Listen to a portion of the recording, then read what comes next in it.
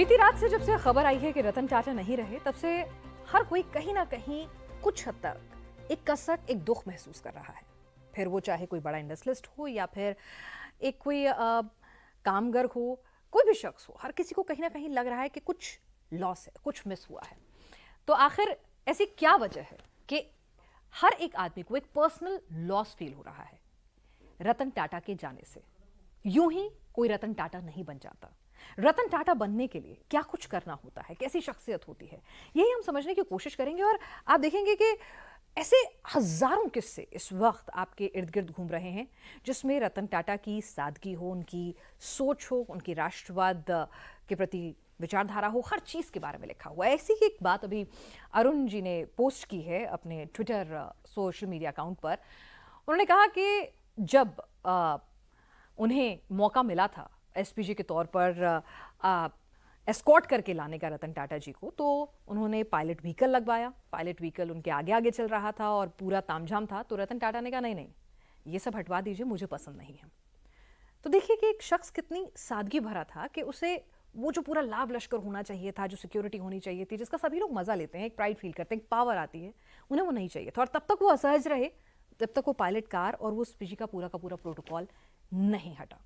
तो कुछ इसी तरह की सादगी भरी शख्सियत थी, जहां पावर तो खूब थी लेकिन ना तो पावर का गुमान था और ना ही पावर को दूसरे पे थ्रो करना था। और यही वजह है कि जब भी वो किसी से मिलते तो एहसास कराते थे कि हाँ, मैं आप जैसा हूं, आपके बीच हूं और आपके लिए हूं। एक शख्स कैसे रतन टाटा एक इंडस्ट्रियलिस्ट होते हुए भी सबका इतना करीबी और प्यारा बन जाता है, यही समझेंगे। आज हमारे साथ पूर्व भारतीय क्रिकेटर सबा करीम यहाँ पर कॉफी पर कुरुक्षेत्र में चर्चा के लिए मौजूद हैं। अब आप सोच रहे होंगे भाई क्रिकेटर एक उद्योगपति के बारे में बात करने के लिए क्यों मौजूद है, उसका जवाब सबा खुद देंगे। ए.के. गांधी जी हैं जिन्होंने रतन टाटा के ऊपर एक किताब लिखी है, आपका बहुत बहुत स्वागत है। और वरिष्ठ पत्रकार जिन्होंने वो टाटा बिरला वाले दौर से लेकर आज एंटरप्रेन्योर और स्टार्टअप वाला पूरा दौर देखा है, तो कैसे एक उद्योगपति वक्त के साथ बदलता रहा, ये बताने के लिए प्रदीप जी हैं। सबा जी, सबसे पहले you are the like odd one out. सब लोग ये सोच रहे होंगे कि हम आज रतन टाटा को याद कर रहे हैं, तो एक क्रिकेटर यहाँ हमारे बीच बैठा है, तो क्या कनेक्शन है? देखिए, कनेक्शन स्पोर्ट्स के साथ है। और मैं उस ज़माने की बात कर रहा हूँ जब टाटा ग्रुप के चेयरमैन हुआ करते थे जे.आर.डी. टाटा। उन्होंने एक तरह से जो उनका उद्देश्य था कि खेल में जितनी भी प्रतिभाशाली खिलाड़ी हैं हर एक डिसिप्लिन में, उनके लिए कोई ना कोई जगह होनी चाहिए, उनको किसी न किसी तरह से प्रमोट करना चाहिए। और उस प्रमोशन के तहत ही टाटा ग्रुप ने हर एक कंपनीज़ में, टाटा ग्रुप की जो कंपनीज़ हैं, हर एक कंपनीज़ ने कई सारे एथलीट्स को हर एक डिसिप्लिन से अपने कंपनी के साथ जोड़ के रखा। जैसे कि मैंने ज्वाइन किया टाटा स्टील 1986 में। तब मैं कॉलेज में पढ़ता था। वहाँ से मुझे पिक किया गया क्योंकि टाटा स्टील को ऐसा लगा कि इस खिलाड़ी के अंदर वो टैलेंट है, इसको अगर हम लोग और सपोर्ट करेंगे तो आगे चल के ये एक अच्छे स्तर तक क्रिकेट खेल सकता है। तो मेरी तरह से कई सारे क्रिकेटर्स, कई सारे एथलीट्स, कई सारे फुटबॉलर्स, कई सारे आर्चर्स, हर एक डिसिप्लिन के लोगों को टाटा स्टील ने हायर किया। उसी प्रकार से जितनी सारी कंपनीज थी, चाहे उस ज़माने में टेल्को हुआ करती थी, टॉमको हुआ करती थी, टाटा केमिकल्स थी, इस तरह की तमाम कंपनियों ने स्पोर्ट्समैन को हायर करना शुरू कर दिया। और उसी लेगेसी को श्री रतन टाटा जी ने भी आगे बढ़ाया। एक बार जे.आर.डी. टाटा जब उन्होंने अपनी वो चेयरमैनशिप से वो उन्होंने छोड़ दिया, उसके बाद इसी लेगेसी को आगे बढ़ाया। मेरा भी एक दो बार रतन टाटा जी से मिलने का मौका मिला था, बहुत साल पहले 1991 की बात है, जब जमशेदपुर में हम लोग 3 मार्च एक फाउंडर्स डे मनाया जाता है। उस समय जे.आर.डी. टाटा भी थे और रतन टाटा भी थे, ये दोनों आए हुए थे। और हम सब लोग जो यंगस्टर्स थे, जो एथलीट्स थे, जो स्पोर्ट्समैन थे, हम सब लोगों के साथ एक बार एक तरह की बातचीत होने, डिस्कशन भी हो रहा था, एक तरह की मीटिंग ऑर्गेनाइज़ की गई थी। उसमें भी उन्होंने, जहाँ मुझे भली भांति याद है, पुरजोर उन्होंने यही कहा था कि आप लोगों को जब भी ज़रूरत पड़े आप प्लीज़ मुझसे आके मिलिए और हम लोग पूरी कोशिश करेंगे आपको हर एक सुविधाएं दी जाएं। उस ज़माने की बात कर रहा हूँ जहाँ पर आज के ज़माने हम लोग बात करते हैं ना कि स्टेट से आपको सपोर्ट मिल रहा है एथलीट्स को। हमारे पास ओलंपिक क्वेस्ट शुरू हो गया है, साई ने वो टॉप स्कीम शुरू की है। मैं 1960, 1970, 1980s की बात कर रहा हूँ। वहाँ पर एक ऐसी कॉर्पोरेट कंपनी थी, एक प्राइवेट कंपनी थी, जिसने स्पोर्ट्स को इतना ज़्यादा प्रमोट किया, एथलीट्स को इतना ज़्यादा बढ़ावा दिया। खुद भी कभी क्रिकेट में हाथ आजमाया उन्होंने? नहीं, मुझे तो याद नहीं है, पर खेल का बड़ा शौक था। और वो टाटा ग्रुप की कंपनीज में जो भी मैनेजिंग डायरेक्टर हुआ करते थे ना, सबों को मुझे लगता है कि ये एडवाइस दिया गया था कि जितने सारे जो एथलीट्स हैं आपके अंडर, आपके कंपनी में काम कर रहे हैं, उनको इजाज़त है कि आप मैदान में रहें, आप खेलें, ऑफिस में आके काम करने की कोई आवश्यकता नहीं है। अभी एयर इंडिया की भी वही हालत थी उस वक्त। तो इस तरह से कई सारे कंपनीज ने ना बहुत ज़्यादा प्रमोट किया। यानी कि जो आजकल हम लोग सीखते हैं, जो कल्चर, जो ऑफिस का कल्चर जो अब कहते हैं कि ऐसा होना चाहिए, एम्प्लॉय फ्रेंडली और ये सब, वो तब से चला आ रहा है। तब से चला आ रहा हूँ मैं, 60s 70s 80s की बात कर रहा हूँ। और अगर टाटा, मैं तो अपना अनुभव ही आपको बता सकता हूँ कि मैंने टाटा स्टील ज्वाइन किया 1986 में, वो भी धनबाद में, जो कि माइंस डिवीजन था। वहाँ पर भी जो सुविधाएं जो थी वो भी उस ज़माने में बहुत शानदार हुआ करती थी।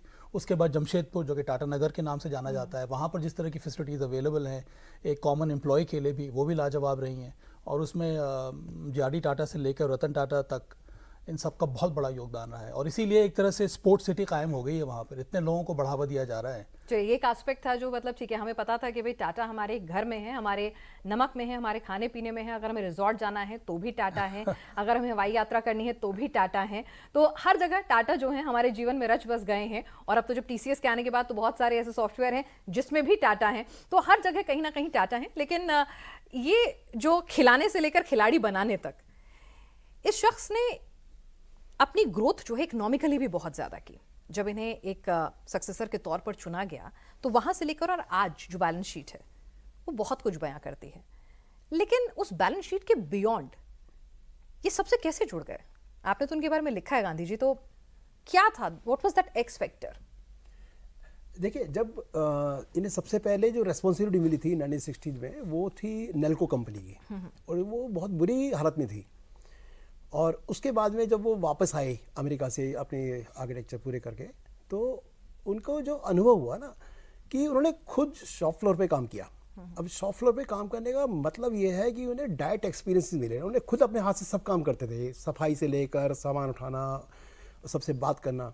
तो उनका जो डायरेक्ट, जो एम्प्लॉय से जो डायरेक्ट इंटरेक्शन था, वो एज ए टाटा समूह के मतलब आगे भावी जो वो है, वो नहीं है। वो है एक ऐसे व्यक्ति जो सबसे इंटरेक्ट कर रहे हैं, सबसे सीख रहे हैं। क्योंकि जब नेल्को कंपनी में इन्होंने अपने कुछ विचार रखे थे तो जेआरडी जी नहीं माने थे। ओके। तो जब नहीं माने थे तो उनको महसूस हुआ था कि मुझे मतलब कुछ करने की ज़रूरत है। तो उन्होंने अपनी वहाँ से आइडियोलॉजी फॉर्म करनी शुरू करी। और इसीलिए एक वो कारण भी था कि वो पहले उन्होंने विचार बना लिया था कि वे यूएस में ही जाके सेटल हो जाएंगे। लेकिन उनकी दादी के कहने पे वापस आ गए वो। और 91 में जब उन्होंने लीडरशिप दी, और तो उन्होंने खुद बताया एक बार कि जो उनके जेआरडी से जो संबंध बने, जो बिल्कुल भावनात्मक संबंध जो बन गए, वो थे उनका जो शौक था वो फ्लाइंग का। जैसे अभी बता रहे कि स्पोर्ट्स में तो वो फ्लाइंग उनका था। वो फ्लाइंग मल्टी डायमेंशनल पर्सनालिटी देखिए कि मतलब स्पोर्ट्समैन भी हैं और फ्लाइंग भी। हाँ, जेआरडी को भी शौक था। जेआरडी तो एविटेज जाने ही जाते हैं, तो ये भी इनको भी बड़ा शौक था। और ये उसी दौरान, मतलब जो फ्लाइंग के दौरान एक दूसरे से जो इंटरेक्शन करते थे, वो कह रहे हैं हमारे उससे जो रिलेशन है वो आपसी जो विश्वास है वो जम गया। और उसके विश्वास जमने से इन्होंने, जब जेआरडी ने हैंड ओवर कर दिया 91 में, तो एक अच्छी बात ये थी कि उस समय लिबरलाइजेशन शुरू हुआ देश में, और उसका फ़ायदा इनको मिला और इन्होंने उसका लाभ उठाया। लेकिन उन्होंने साथ साथ एक काम ये किया था कि जो कंपनीज थी, वो टाटा ग्रुप्स की जितनी भी कंपनीज थी वो थोड़ा स्केलेट टाइप थी। मतलब थी टाटा ग्रुप में ही, लेकिन वो सब इंडिपेंडेंटली फंक्शन कर रही थी। तो इन्होंने क्या किया कि उन सबको एक ही अम्ब्रेला में लाने की कोशिश की, और उसके लिए इनको बहुत सारा विरोध झेलना पड़ा। और विरोध झेलना पड़ा क्यों? क्योंकि उस समय जेआरडी भी जिंदा थे पहले 2-3 साल तो, और साथ साथ जो एमडीज थे उनके पास बहुत सारी इंडिपेंडेंट पावर थी, वो उस पावर को कटेल करना नहीं चाहते थे। तो अब वो बहुत सारी समस्याएं थी। लेकिन ये धीरे धीरे इन्होंने सबको अपने दायरे में मोल्ड कर लिया, और साथ साथ दिखाया कि देखो इसका फ़ायदा क्या है।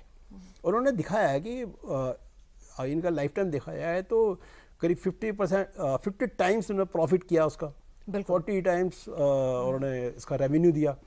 तो उसका लोगों ने भी देखा कि हाँ, कि जो इनकी पॉलिसीज हैं देखने में थोड़ा सा स्ट्रिक्ट लग रही हैं, लेकिन स्ट्रिक्ट है नहीं वास्तव में। वास्तव में उसमें जान है। और जो एम्प्लॉय से जो इनका विश्वास जमता है, वो विश्वास केवल ऐसी बातों से नहीं बनता। वो जो नीतियाँ हैं, जैसे अभी सभा जी ने बताया कि वो प्रमोशन देते हैं, आपके अंदर जो भी स्किल्स हैं वो उसको प्रमोट करते हैं। बिल्कुल, अभी एक ऐसा ही किस्सा पीयूष गोयल जी ने भी शेयर किया है, जिसमें पीयूष गोयल बता रहे हैं कि किस तरह से वो न्यूयॉर्क के होटल में जाते हैं ताज ग्रुप के, और वहाँ पर लिफ्टमैन उनको जो मिलती हैं, वो कहती हैं कि होटल का मालिक मेरा दोस्त है और वो मालिक हैं रतन टाटा, और वो कहती हैं उन्होंने मुझे मुंबई बुलाया, मुंबई दिखाने के लिए, इंडिया दिखाने के लिए। तो एक मालिक एक लिफ्टमैन के साथ इतना कनेक्टेड हो कि आप उस एम्प्लॉय की इतनी कद्र करें, तो ये तभी संभव है जब उस मालिक का नाम रतन टाटा हो। एक और बात है ना कि हाउस ऑफ टाटा का सबसे पिवटल जो पॉइंट रहा है वो हमेशा से एम्प्लॉय वेलफेयर रहा है, और इस पर जेडी टाटा ने भी काम किया और रतन टाटा ने भी उसी काम को आगे बढ़ाया है। वो जो कनेक्ट है ना with the employer and the employee, उसका महत्व बहुत ज़्यादा है टाटा। और वो आज तस्वीरों में दिख रहा था जब हजारों की तादाद में जो तमाम एम्प्लॉयज़ थे वो वहाँ पर आए हुए थे उनको आखिरी विदाई देने के लिए। प्रदीप जी, एक बार फिर से अगर आए कि रतन टाटा ने जो जिक्र गांधी जी ने किया कि वो दौर भी देखा जब ग्लोबलाइजेशन, लिबरलाइजेशन हुआ। एक वो दौर था जब सिर्फ 2 नाम सुनते थे हम, अपने आप को टाटा बिरला समझा है, ठीक है, और उसके बाद वो दौर आ गया जहाँ पर हर कोई स्टार्टअप के साथ एंटरप्रेन्योर बन जाता है। तो किस तरह के ट्रांजिशन आपने उनके अंदर देखा? नहीं, आपने शुरू में एक बात कही, बियॉन्ड बैलेंस शीट। सवा भाई ने एक बात कही एम्प्लॉय वेलफेयर की। तो इन दोनों को अगर आप मिलाकर देखें, बियॉन्ड बैलेंस शीट की जब बात करें तो आपने अभी कहा कि टाटा बिरला की बात होती थी। टाटा का मतलब क्या, आम आदमी से अगर आप पूछिए तो एक ही बात, क्वालिटी, कि अगर टाटा का प्रोडक्ट है तो क्वालिटी की गारंटी है। तो इसको किस तरह से रतन टाटा समझते थे, उनके बोर्ड के भी मेंबर उस तरह से नहीं समझते थे। आपको याद होगा डीटीएच बिजनेस में टाटा ग्रुप आया, उसके बाद उसको एक्सपेंशन के लिए उन्होंने स्काई कंपनी जो है उसको एक्वायर किया। बोर्ड की मीटिंग हुई कि भाई नई कंपनी का नाम क्या रखा जाए, तो बहुत सारे 10-12 नाम दिए गए, किसी में टाटा शब्द नहीं था। उन्होंने कहा ये कैसे हो सकता है, तो सबने कहा कि अभी अभी नैनो फेल हुई है, मार्केट में हमारी इमेज बहुत ख़राब हो गई है, नैनो के कारण जो है टाटा ग्रुप की इमेज ख़राब हो रही है। इस समय नई कंपनी लॉन्च करे, नया प्रोडक्ट, और उसमें टाटा का नाम हो तो नुकसान हो, उनका कोई सवाल ही नहीं। टाटा का नाम तो ज़रूर होगा, अगर टाटा ग्रुप का प्रोडक्ट है तो उसमें टाटा से लोग क्या समझते हैं ये शायद आप लोग नहीं समझते। एक बात तो उनकी ये थी। दूसरा एक किस्सा आपको बताता हूँ। रतन टाटा ने, आपको मालूम है कि बहुत बाद में टाटा ग्रुप ने वो इसमें पैसेंजर कार बिजनेस में आए, पहले कमर्शियल बिजनेस के लिए, अरे ऑटोमोबाइल के लिए जाने जाते हैं। तो वो फोर्ड मोटर्स के हेडक्वार्टर गए। उनका जब प्रोडक्ट पहले इंडिका लॉन्च किया, उसके बाद एक और कार लॉन्च की, चल नहीं रहा था, तो गए कि आप हमारा कार का बिजनेस खरीद लीजिए। तो बोर्ड मेंबर सारे बैठे हुए थे फोर्ड ग्रुप के, सब हंसने लगे, बोले आप ट्रक बनाने वाली कंपनी कार बनाने में कहाँ चले गए, आपको तो कार की बिजनेस का कोई पैसेंजर कार का एक्सपीरियंस है नहीं। फिर कहा ठीक है हम इस पर विचार करेंगे, लेकिन अगर हम इसको खरीदेंगे तो आप पर एहसान करेंगे। ये बात है 1999 की। रतन टाटा लौट कर आए, फिर दोबारा बात नहीं की। 2008 फोर्ड की दो उनके बड़े प्रोडक्ट JLR, जैगुआर और लैंड रोवर, दोनों खरीद लिए। और उस समय जो फोर्ड ग्रुप के चेयरमैन थे बिल फोर्ड, उन्होंने कहा, जो CEO थे टाटा ग्रुप के, उनसे कहा कि रतन टाटा ने हमारे ऊपर एहसान किया है इसको खरीद कर। उनसे कंपनी चल नहीं रही थी जी।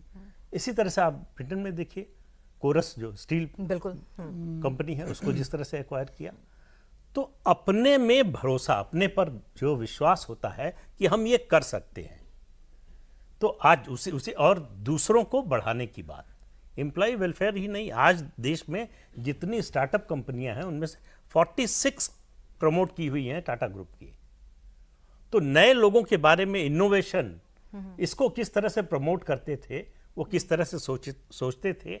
एक किस्सा आपको और बताता हूँ कि उनकी जो बिजनेस इंस्टिंक्ट है। एक कंपनी थी पब्लिक सेक्टर की, विदेश संचार निगम, हाँ, VSNL नाम था उसका, उसको सरकार प्राइवेटाइज करने जा रही थी। तो 2 बड़े बिडर थे उसके, टाटा ग्रुप, दूसरा अंबानी ग्रुप। तो बोर्ड की बैठक हुई, इसमें तय हुआ कि क्या बिड की प्राइस का रखी जाए। रतन टाटा को, मतलब उन्होंने एक इंटरव्यू में बताया कि पता नहीं कैसे उनको ये लगा कि हमारे यहाँ से कोई गड़बड़ कर रहा है। तो उनको लगा कि प्राइस जो है हमारा लीक हो जाएगा। ओके। तो सब कुछ फैसला हो गया। उन्होंने कहा जो प्राइस है उसको टाइप मत कराइए, उसको हम हाथ से लिखेंगे। तो मीटिंग से निकले, अपने कमरे में आए, जो तय हुआ था उससे कुछ थोड़ा सा बढ़ाकर उन्होंने लिखा। और दूसरे ग्रुप का जब बिड खुली तो एग्जैक्टली ₹1 ज़्यादा था जो उनकी बोर्ड की मीटिंग में तय हुआ था। बीएसएनएल टाटा का हो गया। तो इस तरह का जिसके पास एक्यूमेन हो, इंस्टिंक्ट हो, बिजनेस की समझ हो। और अभी कोई किसी को हम सुन रहे थे, स्टॉक मार्केट के एक्सपर्ट हैं, वो कह रहे थे कि ये जब लॉन्च हुआ टाइटन ग्रुप, टाइटन कंपनी जब लॉन्च हुई, तो बोले उस समय हम उस समारोह में, उस फंक्शन में थे, ऐसा लगता था कि हर एम्प्लॉय को ये लग रहा है कि हम ओन करते हैं इस कंपनी को। हाँ, ये जो फीलिंग है, ये फीलिंग तो बिल्कुल है। आप टाटा ग्रुप्स के होटल्स में नौकरी चले कर जाइए। रहे हैं, ये फीलिंग कम आती है। हमारी ओनरशिप है इस कंपनी में। और ये तभी आ सकता है जब मालिक की ओर से इस तरह का आपको भरोसा दिलाया जाए, इस तरह का कॉन्फिडेंस दिलाया जाए और इस तरह का ट्रीटमेंट दिलाया जाए। तो उन्होंने जो भी इस देश में चांदी का चम्मच लेकर पैदा होने वाले लोग हैं, उनके लिए रतन टाटा बहुत बड़ा उदाहरण है कि पैर जमीन पर रहना चाहिए। बिल्कुल। और इसका एक आप उदाहरण, कितने बड़े हो गए हैं, कितना पैसा है, कितना बड़ा एम्पायर है, कितनी कंपनियां खड़ी की हैं, ये सब चीजें एक तरफ है। अगर आप अपने एम्प्लॉय को, जो अभी आपने उदाहरण दिया, पीयूष गोयल ने जो बताया, अगर उससे इस तरह का रिश्ता नहीं बनाते हैं तो वो कंपनी में उस एम्प्लॉय का उस तरह का स्टेक नहीं होगा।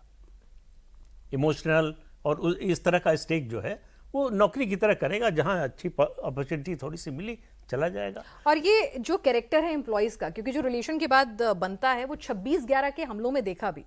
टाटा ग्रुप की एम्प्लॉयज का जो कंडक्ट था, जिसमें एक जूनियर एम्प्लॉय से लेकर जो उनके होटल के जो जीएम थे, उनका जो कंडक्ट रहा अपने परिवार को लॉस करने के बावजूद भी, तो वो टाटा ग्रुप की और रतन टाटा की जो पूरी की पूरी फिलॉसफी थी, उसी को कहीं ना कहीं एग्जिबिट कर रहा था कि वो तमाम एम्प्लॉयज जो हैं, जब तक आखिरी बंदा होटल से बाहर नहीं चला गया सुरक्षित, तब तक वो लोग वहीं होटल के अंदर अपनी ड्यूटी को उसी तरह से अपनी जान की परवाह किए बगैर निभाते रहे। और रतन टाटा भी वहां पर अपने एक एक एम्प्लॉय का उन्हें नाम मालूम है, जो वहां पर काम कर रहे थे, उस वक्त फंसे हुए थे, और उनकी देखभाल करना, पोस्ट ट्रॉमा में उनका ख्याल रखना, ये सब भी रतन टाटा ने किया। और जो पूरा का पूरा ऑपरेशन चल रहा था, उसमें जिस तरह से वो लगातार अपने एम्प्लॉयज़ की सुरक्षा के लिए खड़े रहे। और जब उनसे कहा गया, ऐसा किस्सा मैं पढ़ रही थी कहीं, कि भाई ज़रूरत पड़ेगी तो हमें बहुत सारा होटल का हिस्सा है जिसे बॉम्ब करना पड़ सकता है, उन्होंने कहा कोई फ़र्क नहीं है, पूरा बॉम्ब कीजिए, बट लेकिन ये कोई जिंदा, ये जो टेररिस्ट हैं वो नहीं बचने चाहिए, देश उनको पनिश करना चाहिए। तो इस तरह तो जो सोच है वो भी हर जगह दिखती है। और जिस तरह से हमने जिक्र किया अभी प्रदीप जी ने, कि वक्त के साथ वो अपने आप को नई टेक्नोलॉजी, नई तरह से इम्बाइब करने में हमेशा आगे रहे, जिसका जिक्र आप भी कर रहे थे, भले ही उनके लिए उन्हें लड़ना ना पड़े। इसका अरुण जी ने अपने ट्वीट में भी, अरुण यादव में उन्होंने जिक्र किया है कि जब एस्कॉर्ट करके वो ले जा रहे थे, एसपीजी का पूरा प्रोटोकॉल था, तो वहाँ पर सफारी गाड़ियाँ भी यूज़ होती थी और BMW ट्रांसफॉर्मेशन हो चुकी थी। तो उन्होंने पूछा कि आपको बुरा तो नहीं लगा कि हम लोग BMWs पर आ गए हैं? तो उन्होंने कहा बुरा क्या लगना है भाई, अगर मार्केट में रहना है तो कंपटीशन में भी रहना है और कॉम्पिटिटर से सीखना भी है। जाहिर सी बात है उसमें कुछ अच्छा आपको लगा होगा, इसीलिए आपने उसको ऑप्ट किया है। अब मेरा काम यह है कि मैं जब लौटूंगा, जाऊंगा, तो पूरी एक टीम बनाऊंगा ये पता करने के लिए उसमें ऐसा अच्छा क्या था जो आप उसकी तरफ गए, और अगली बार आपको सफारी में वो तमाम फीचर्स दूंगा। तो ये सोच, ये विजन ही है शायद उनका, जो आज इतने बड़े पैमाने पर उन्होंने अपने बिजनेस को एक्सपेंड कर लिया। ये आपकी बात सही है। मैंने एम्प्लॉय रिलेशन के ऊपर मैं आपको एक पर्सनल उदाहरण देता हूँ मैं। मेरा बेटा जब IIM में था तो इंटर्नशिप के लिए उसका सिलेक्शन टाटा स्टील में हुआ था, और वहाँ पे वो गया, उस अच्छी खासी रकम भी मिली उसको, और इंटर्नशिप के 2 महीने की थी, और उसी के दौरान कंफर्मेशन लेटर भी आ गया, 1 साल के बाद कोर्स होगा तो ज्वाइन कीजिए, वो मतलब ऑफर लेटर भी दे दिया उन्होंने। तो ऑफकोर्स वो तो क्योंकि अपना स्टार्टअप खोलना चाहता था इसलिए उसने ज्वाइन नहीं किया, लेकिन वो उसकी यादें बहुत ताज़ा हैं।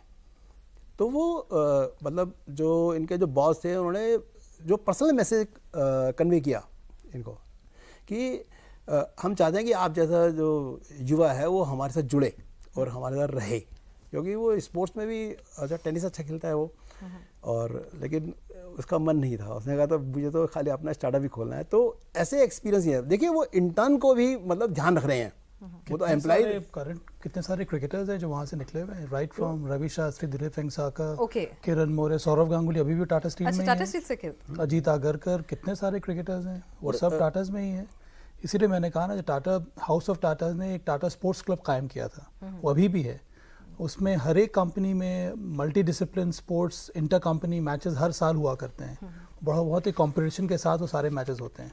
और उसमें क्रिकेट का ही अगर मैं उदाहरण ले लूँ तो कई सारे जो प्लेयर्स हैं अलग अलग कंपनीज में काम ज़रूर करते थे, पर साल में एक बार मुंबई में हमारा इंटर कंपनी टूर्नामेंट हुआ करता था, वहाँ पर सभी खिलाड़ी आपको नज़र आएंगे। संदीप पाटिल भी खेल चुके हैं, वेंगसाकर का मैंने नाम लिया, किरण मोरे, इतने सारे जो क्रिकेटर्स हैं सब के सब किसी न किसी कंपनी के साथ जुड़े हुए थे। और एक और बात है, टाटाज में एक ज़माना ऐसा भी आया था कि बड़ी बड़ी कंपनियों ने ना एथलीट्स को हायर करना शुरू किया था, पर वो सिर्फ कॉन्ट्रैक्ट पे, कोई 12 महीने का कॉन्ट्रैक्ट है, उसके बाद फिर हम देखेंगे आपके परफॉर्मेंस पे, फिर हम रिन्यू करेंगे। कई बार रिन्यू नहीं होता था, पर टाटा हाउस ऑफ टाटा या फिर टाटा स्टील एक ऐसी कंपनी थी जिन्होंने कॉन्ट्रैक्ट पे नहीं, परमानेंट एम्प्लॉय के रूप में क्रिकेटर्स या एथलीट्स को हायर किया है। और कई सारे अभी भी जुड़े हुए हैं, जैसे कि सौरव गांगुली, वो अभी भी टाटा स्टील के साथ ही हैं। अब मैंने काम किया है 20 साल टाटा स्टील के लिए, ओके, और क्रिकेट भी खेला। क्रिकेट के बाद जब रिटायर कर गए तब भी मौका दिया गया कि अगर आपको किसी भी एरिया में और ज़्यादा एक्सपोर्ट हासिल करनी है, काम करना है, वहाँ पर भी आप कीजिए। तो ये भी खुद आपको छूट है कि आप अगर आप चाहें तो आप और मेहनत करके एक तरह से अलग किस्म से भी आप कंट्रीब्यूट कर सकते हैं। इसीलिए लॉयल्टी फैक्टर बहुत इंपॉर्टेंट रहती है टाटाज में। आपको बहुत कम बार आपने सुना होगा कि टाटा स्टील या टाटा कंपनी को जो एम्प्लॉई है वो बहुत जल्दी स्विच ओवर कर रहा है अलग अलग कंपनीज में, क्योंकि इंडस्ट्री प्रैक्टिसेस में remuneration, in terms of remuneration, वो हमेशा से लोअर आया Tata house of Tata companies का, बट स्टिल एम्प्लॉय प्रेफर करते हैं टाटा कंपनीज में काम करने के लिए। सिक्योरिटी है जो आप कह रहे थे कि जो भरोसा, जो नाम के साथ, एक ब्रांड के साथ जो अश्योरेंस आती है ना कि हाँ टाटा है तो सब ठीक ही होगा, तो वो शायद एम्प्लॉयज को भी फील होता है। हाँ बिल्कुल, क्वालिटी का भरोसा है। दूसरी बात आप देखिए, देश में बहुत सारी कंपनियां फैमिली ओन्ड बिजनेस बहुत हैं। टाटाज भी थे एक समय, रतन टाटा ने उसको प्रोफेशनलाइज किया, फैमिली से बाहर निकाल कर ले गए। ऐसा नहीं कि फैमिली के लोग नहीं हैं, लेकिन आज Tata group family owned business नहीं है। जो आज सीईओ हैं उनका रतन टाटा या उनके परिवार से किसी तरह का दूर दूर तक का कोई संबंध नहीं है। तो हर कंपनी को एक अलग आइडेंटिटी देने का काम और जिसको सौंपा उस पर भरोसा करने का काम। ये नहीं कि मतलब हमने सीईओ बना दिया लेकिन जो है बैक सीट ड्राइविंग हम करेंगे, इस तरह का नहीं। आपको पूरी छूट है, कंपनी को आगे परफॉर्म कीजिए या फिर हट जाइए। तो उन्होंने ये जो ट्रेंड है अपने देश में फैमिली ओन्ड बिजनेस का कि जिसने कंपनी शुरू की अगला मालिक उसका बेटा ही बनेगा। एक समय तो बिरला में ये था कि अगर घर में बेटा पैदा नहीं हुआ तो नई कंपनी नहीं खुलेगी। अच्छा, हाँ क्योंकि उसको ओन कौन करेगा, उसका वारिस कौन होगा। टाटा ने इसको पूरी तरह से अलग किया। तो ये जो वंशवाद की बात हम लोग करते हैं, परिवारवाद उसको नहीं है। परिवारवाद वंशवाद उससे अलग कैसे किया, प्रोफेशनलाइज कैसे किया कि कंपनी जो है, बिजनेस जो है, प्रोफेशनल लोगों का काम है। फैमिली ठीक है, फैमिली में अगर कोई प्रोफेशनल है तो उसमें कोई बुराई नहीं है, इसलिए उसको रिजेक्ट नहीं कर देंगे। लेकिन वो प्रोफेशनल नहीं है, केवल फैमिली का मेंबर है इसलिए बिजनेस मिल जाएगा, ऐसा नहीं होना चाहिए। तो ये टाटा ने करके दिखाया। ए.के. गांधी जी, आपने जब उनके बारे में लिखी जब किताब, तो बहुत लोगों से, उनके करीबियों से मुलाकात की हो, कोई ऐसा किस्सा जो आप बताना चाहें हमारे दर्शकों को, कुछ ऐसी चीज जो पर्सनालिटी की निकल कर आई हो? एक्चुअली सही बात ये है कि मतलब कि वो खुद भी अपने जो एनेक्डोट्स हैं कोई खास शेयर नहीं करना चाहते। अच्छा, हाँ, तो वेरी वो रिजर्व, बहुत रिजर्व हैं। लेकिन जो भी जैसे छन छन के कुछ बाहर आ जाते हैं कहीं से, किसी सोर्स से, या जैसे 20-25 साल पहले उन्होंने कुछ इंटरव्यू दिया एक आध, उससे तो उसमें 2-3 चीज़ें बहुत स्पष्ट आती हैं। एक तो ये कि वो कह रहे हैं कि I take decision first and then make it come true. वो एक उनका है कि पहले मैं लेता हूँ, उसके बाद में जो भी मेरे को उसमें चेंजेस करने हैं, जो भी करना है वो मैं बाद में करूँगा, लेकिन डिसीजन मेरा फाइनल होगा। तो इस तरह से वो उनका जो आत्मविश्वास है, सेल्फ कॉन्फिडेंस है, वो एक बहुत हाई लेवल का है। और चाहे दूसरा, इन्होंने मतलब अपने व्यक्तिगत जीवन के बारे में बहुत कुछ बताया नहीं कभी। तो इसलिए जब मैंने उनसे पूछा था तो उन्होंने कहा स्टिक टू फैक्ट्स के ऊपर रहो, तथ्य पे बात करो। क्यों मेरे बारे में क्यों लिखना चाहते हो? आप टाटा के बारे में लिखो, मेरे बारे में मत लिखो। तो इस तरह से, और हैं तो सच्चे रतन हमारे देश के सच्चे रत्न है वो, उसमें कोई शक नहीं है। बिल्कुल, और अब तो उनके लिए भारत रत्न की भी मांग हो रही है। और जिस तरह से आप बता रहे हैं कि स्टिक टू फैक्ट्स, वो कितनी सोबर रहे। एक इंटरव्यू को ही मैं सुन रही थी प्रदीप जी, तो ये कहा गया कि उनकी दादी जो है उस जमाने में उनके पास रोल्स रॉयस, क्योंकि टाटा परिवार था तो गाड़ी थी, और रतन टाटा और उनके भाई जिमी टाटा को स्कूल से पिक करने के लिए जब बॉम्बे में पढ़ रहे थे तो वो गाड़ी जाया करती थी।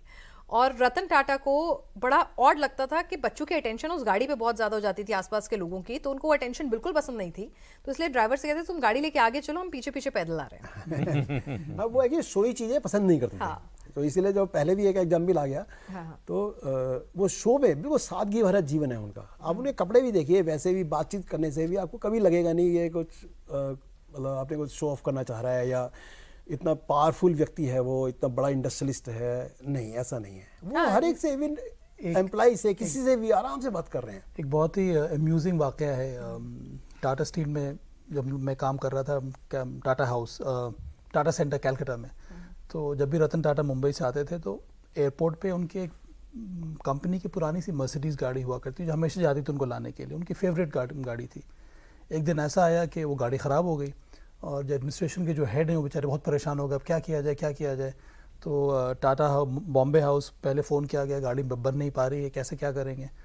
तो रतन टाटा जी को बताया गया कि भाई वो आपकी जो गाड़ी है वो आज अवेलेबल नहीं है। ऐसे कोई भी एनी कार, जो send me any car, perfectly fine with this. तो इवेंचुअली हम लोगों ने कुछ उस वक्त इंडिका शुरू हुई थी, यहाँ तक मुझे याद आ रहा है, वही गाड़ी भेजी, very comfortably came to Tata centre. नहीं, कहा तो ये भी जाता है कि बॉम्बे में जब उन दिनों इंडिका को लेकर काफी क्रिटिसिज्म चल रहा था, लोगों को शो ऑफ, और कहते थे कि इंडिका तो टैक्सी कार है, तो मुंबई में जब भी वो ट्रैवल करते थे उस परसेप्शन को तोड़ने के लिए ही used to travel in Indica, कि ये परसेप्शन, भाई जो आदमी जैगुआर लैंड रोवर हम लोगों को बेच रहा है वो खुद इंडिका में चल रहा है, कि बताने के लिए पैसेंजर कार है तो मैं भी मतलब इसमें ट्रैवल कर रहा हूँ। तो this is what he was, I guess. भारतीयता देखिए उनकी। हाँ, आपको मालूम होगा, बहुत से लोगों को मालूम होगा कि टाटा परिवार की सिमेट्री फ्रांस में है। जेआरडी टाटा का अंतिम संस्कार वहाँ पर हुआ था, वहाँ दफनाए गए थे, जो भी उनका ट्रेडिशन है। टाटा का अंतिम संस्कार यहाँ बॉम्बे में हो रहा है, कन्वेंशन हो रहा है। वो चाहते तो, इसका मतलब है कि वो अपनी विल कर गए थे कि किस तरह से होगा, वरना तो फ्रांस में परिवार की सिमेट्री है, वहाँ जा सकते थे। तो ये तभी आ सकता है जब आप में अपने देश के प्रति बिलोंगिंग का भाव हो, ये देश हमारा है, हम इस देश के नागरिक हैं, हमारा जुड़ाव इस देश से है। उनके अपने खुद के शब्द हैं कि I am proud to be in India and I am proud to be an Indian. तो वो बड़े युवाओं के लिए बहुत बड़ा संदेश है, इसलिए आप देखते हैं उनके आज जो कार्यक्रम में बहुत सारे युवा जुटे हैं। हाँ, बहुत बड़ी तादाद में। मुझे खुद इतना दुख है कि मैं खुद क्यों नहीं गया वहाँ पे, तो मैं जा नहीं पाया, मेरा थोड़े कुछ प्रियोकुपेशन से। तो लेकिन एक बहुत बड़ी बात है कि इतने सारे युवा जो जुट रहे हैं वो उनके साथ इसीलिए जुट रहे हैं कि वो केवल सक्सेस का एक मंत्र नहीं है, वो साथ में दिखा रहा है कि हमारे जो बेसिक जो मूल्य हैं, हमारी वैल्यूज, जो इंडियन वे ऑफ लाइफ है वो क्या है, और वो उसका वो प्रतिनिधित्व बहुत अच्छी तरह से कर रहे हैं अपने जीवन में और दिखा रहे हैं लोगों को कि क्राइसिस। अभी देख, ये जो आईपीएल का नाम क्या हो गया, टाटा आईपीएल हुआ है ना, कि कुछ साल पहले वो जो कंट्रोवर्सी हुई थी चाइनीज कंपनी को लेके, वीवो को लेकर, वो हम टाइम था ही नहीं जब उन्होंने बेल आउट कर गए थे वो, तो बीसीसीआई स्ट्रगल कर रहा था, कोई ना कोई तो आ जाए, who stepped in has to be Tatas, और वो इसी वजह से हुआ बिकॉज जब जरूरत पड़ती है तो वो देश का नमक नहीं, वो देश के लिए खड़े ही उस वक्त ये नहीं सोचना है कि क्या वो प्रॉफिटेबल वेंचर है कि नहीं, उस वक्त यही देखना है कि मैं देश के लिए क्या कर सकता हूं। And in fact during Covid also जिस तरह का डोनेशन उन्होंने दिया और जिस तरह से जितने भी समाज को जितना किया, अपने एम्प्लॉइज के लिए जिन्होंने अपनी जान गंवाई, उनको के लाइफ लॉन्ग आपकी सैलरी आती रहेगी, बच्चों की एजुकेशन आप ध्यान रखेंगे, और साथ ही साथ जितने भी सुरक्षा कर्मी वहां पर सर्विसेज में लगे हुए थे, तो कहा गया था कि टाटा ग्रुप के जितने भी होटल्स, रिजॉर्ट्स हैं, तो उनके रहने की व्यवस्था और खाने की व्यवस्था वहां से की जाएगी। उनका उनका टोटल विजन है, मैं शायद उसको सम अप कर सकता हूँ 2 पॉइंट्स में। एक है उनका एम्फेसिस ऑन रिसर्च एंड दूसरा ह्यूमन रिसोर्स डेवलपमेंट। तो मानव संसाधन पे उन पर बहुत ज़्यादा जोर है, अब वो चाहे खिलाड़ी के रूप में हो या उनके वर्कर्स के रूप में हो, उनके बच्चों की एजुकेशन है, एम्प्लॉइज के बच्चों की एजुकेशन है, या उनका और वैसे डेवलपमेंट है उसमें। और दूसरा रिसर्च तो बताया है ये, और कि बहुत सारे जो ऑर्गेनाइजेशंस हैं हमारे इंडिया के जो फेमस, जैसे IISc भी है, तो वो सब इनकी देन है या इनके परिवार की देन है। और वो एक बहुत बड़ा वो है, क्योंकि इनका मानना यही था कि ये दो चीज़ें अगर मिल जाएंगी देश को, तो हमारे जो देश को डेवलप कंट्री होने से कोई रोक नहीं सकता। बिल्कुल। और अभी उनसे एक इंटरव्यू में पूछा गया कि भाई अब आपने इतना सब कुछ, आपके 1 मिलियन से ज़्यादा एम्प्लॉयज़ हैं ऑल ओवर वर्ल्ड, इतने देशों में आपका बिजनेस है, इतना वेंचर है, तो व्हाट नेक्स्ट? तो उन्होंने कहा था कि मैं अपना बिजनेस फॉर श्योर एक्सपेंड करना चाहता हूँ, लेकिन मैं अपना बिजनेस नहीं एक्सपेंड करना चाहता हूँ। मैं उन एरियाज में बिजनेस एक्सपेंड करना चाहता हूँ जो मैं बिजनेस के साथ साथ लोगों को एम्प्लॉयमेंट और हैप्पीनेस दे सकूँ। मैं उन कंट्रीज में जाके बिजनेस एक्सपेंड करना चाहता हूँ। तो यानी कि मुझे सिर्फ अपनी बैलेंस शीट नहीं बढ़ानी है, मतलब अपना जो ह्यूमन बैलेंस है ना, अपनी डीड्स का, वो भी बढ़ाना है। प्रदीप जी, इंडियननेस बहुत ज़्यादा था उनमें। अब देखिए, पहली कंपनी है भारत की जो ग्लोबल कंपनी बनी, टाटा ग्रुप। बिल्कुल। तो जिस तरह से, दूसरा समय के साथ बदलाव। बहुत से लोग होते हैं समय के साथ बदलने को तैयार नहीं होते, कि हम जिस रास्ते पे चल रहे हैं हमको सक्सेस मिली है उसी पर चलेंगे। तो हर समय एक्सपेरिमेंट करते रहना। आज ये बताना हम लोगों के लिए मुश्किल होगा कि कौन सा ऐसा क्षेत्र है जिसमें टाटा ग्रुप का इन्वेस्टमेंट नहीं है, कंपनी नहीं है, जहां वो गए। बिल्कुल। चाय पिलाई है तो स्टारबक्स की कॉफी भी उन्होंने पिलाई है। उन्होंने पिलाई। अभी डिफेंस में हाँ, जिस तरह का कंट्रीब्यूशन है, आज हम जो डिफेंस में एक्सपोर्ट कर रहे हैं उसमें बड़ा योगदान टाटा ग्रुप का है। तो इसलिए जो है, कोई ऐसा क्षेत्र जहां आप देखना चाहते हो कि भारत आगे हो, उसमें आपको टाटा जरूर मिलेंगे। और उनके अपने शब्द हैं कि I want to see India go places, देश को विकसित देखना चाहता हूँ, तो वो उनके अपने शब्द हैं। और एक चीज उन्होंने कही थी, जिससे शायद हम लोग आज इस कार्यक्रम को भी यहाँ पर समअप कर सकते हैं। जब उनसे पूछा गया था एक इंटरव्यू के दौरान कि आप खुद को कैसे याद करना चाहेंगे, it's like very simple, very short, कि मैंने कुछ डिफरेंस करा, मतलब मैं आया and I made a difference. And I think हम सभी अग्री करेंगे, ही जेन्युइनली मेड अ डिफरेंस। तो ऐसी शख्सियत को हम अपना नमन कर सकते हैं, और उनकी सीखों को हम आगे चलते हुए कहीं ना कहीं थोड़ा बहुत ही सही अगर अपने डिसिप्लिन में ला सकें तो अच्छा होगा। आप सभी इस चर्चा में शामिल हुए, आपको बहुत बहुत शुक्रिया।